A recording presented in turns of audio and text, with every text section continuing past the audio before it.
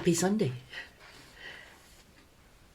I was talking yesterday about freedom and servitude, being free, having liberty, but then using our liberty, our freedom from sin, freedom from the old life, to live for Jesus. And I woke up this morning thinking, I'm going to stay in Galatians and just look at how practical Paul is. You know, very often you don't know, perhaps you know the theory, but what about how you put it into practice? How do we live this life out for Jesus? And Paul is great. Nearly all, I would say the exceptions are probably 1 and 2 Corinthians, which have lots of practical things all the way through, because he was writing to a church that had got a lot of problems, and he was addressing specific behaviours and specific attitudes. But in most of his books, he writes about the theory, about the wonders of the salvation we have, explaining things and talking about what we would discuss as theology.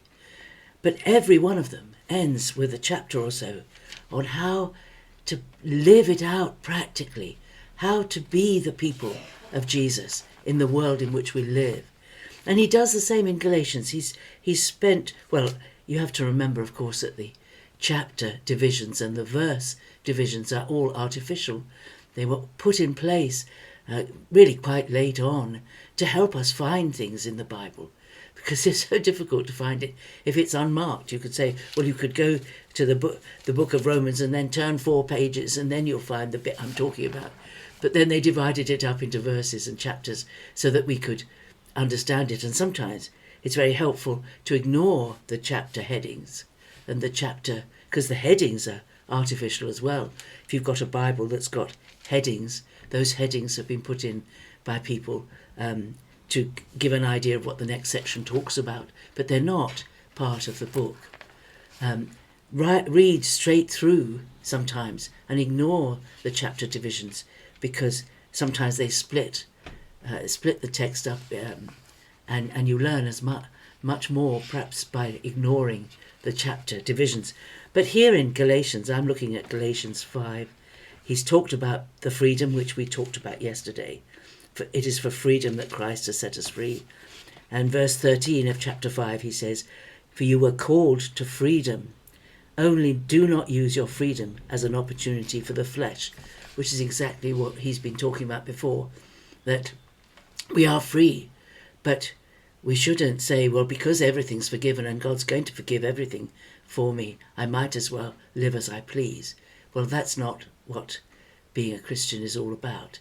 It's not that we live right in order to be saved, but we are saved, and then we have the Holy Spirit, the Spirit of God, the very essence of God comes and lives inside you and inside me, and his motivation is always to live in a way that will please God. And if we yield to him, and if we listen to that inner voice that we learn to hear, it does take a bit of learning to know when it's you and when it's God. And God graciously teaches us that as we walk with him.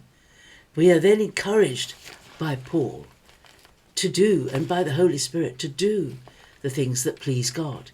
So he goes on in the section between verse 16 and 24.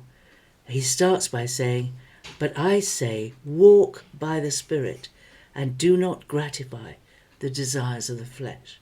For the desires of the flesh are against the Spirit, and the desires of the Spirit are against the flesh. For these are opposed to each other, to prevent you from doing what you would. But if you are led by the Spirit, you are not under the law. So he's making it quite plain that there are things that our flesh, our natural person, will urge us to do. But we were flesh before we became spirit. Now that we are born of the Spirit will urge us to do things that are of the Spirit and that are pleasing to God, motivated by love.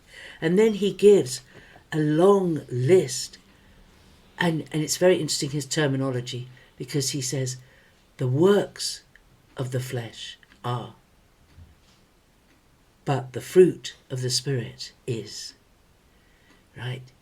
So there are works of the flesh, and we know from Romans that the wages of sin is death.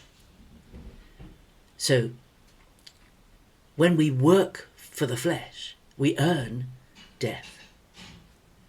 But when we live by the Spirit, the life flowing through us, like the life flowing through the vine, when Jesus in John chapter 15 talks about Jesus being the vine and God being the vine dresser and us being branches. The life flowing through us will naturally produce fruit, and that fruit will have certain qualities, and the qualities are listed under the fruit of the Spirit, and that is a singular word.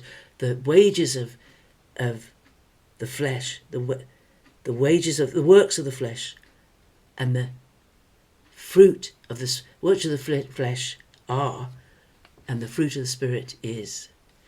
The word fruit there is a singular word. It is a fruit that is described by all these qualities that will all grow in us naturally as we yield to the Holy Spirit. So the works of the flesh: fornication, impurity, licentiousness, idolatry, sorcery, enmity, strife, jealousy, anger, selfishness, dissension, party spirit, envy, drunkenness, carousing, and the like.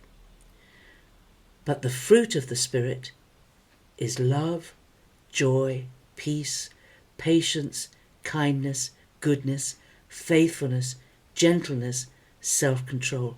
Now these are not actions, these are attitudes. They're responses to situations.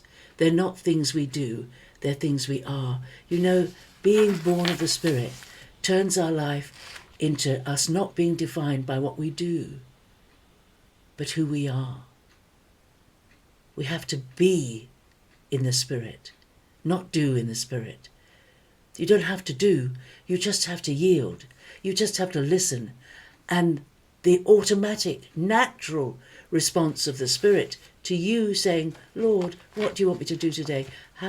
Teach me your ways, is to develop in us naturally the fruit of the Spirit. It's not done by effort. It's a natural process.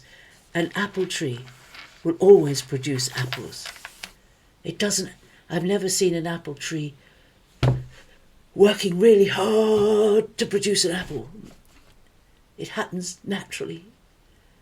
And so it is when we live in the Spirit and walk in the Spirit, when we do our best every day to listen to the Spirit and to respond to the scriptures as we read them and to the example of Jesus, that fruit will grow naturally.